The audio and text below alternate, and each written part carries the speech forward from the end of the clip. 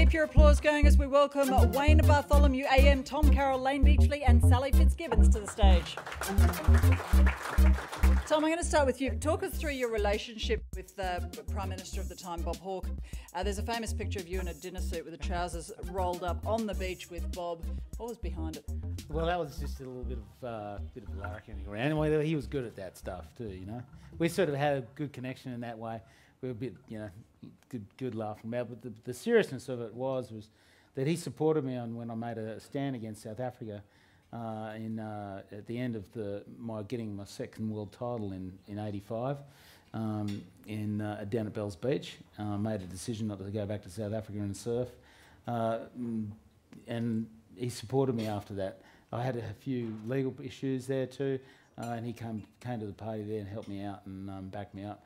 And from there on in he actually, you know, we maintained a good friendship, and I got to meet up, and he introduced me to Nelson Mandela in 1995 at a dinner, and got to actually, you know, connect my story to his story, and it was just a beautiful moment, and that's just through Bob.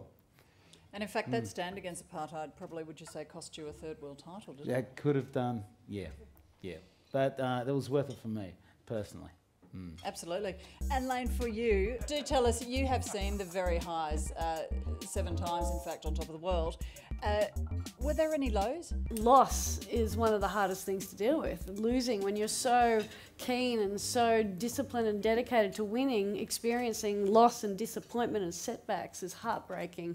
But it also establishes a foundation of resilience, and it tests your resolve, and it makes you stronger and hungrier, and it actually it reinforces what you're doing right and what you're doing wrong, and it gives you an opportunity to put everything back into perspective and correct what you're doing or incorrectly, and continue moving forward. And so that was probably one of the biggest challenges I had. I found that I lost a world championship chance.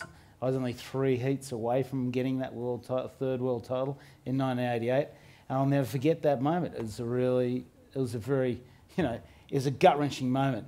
And that was at Pipeline in Hawaii.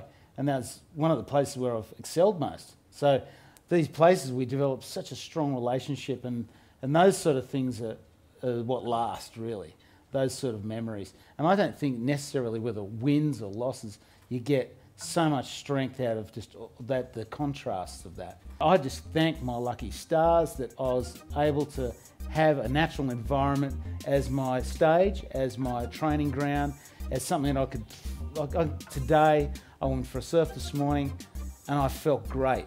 The first wake up in the morning, I look at the ocean, because I'm the luckiest person on the planet, because I was born there. I get out there and I feel great after it. It's just a natural feeling of being in the ocean. It makes us feel alive. And I can't think of a more blessed position to be in than to be a professional surfer.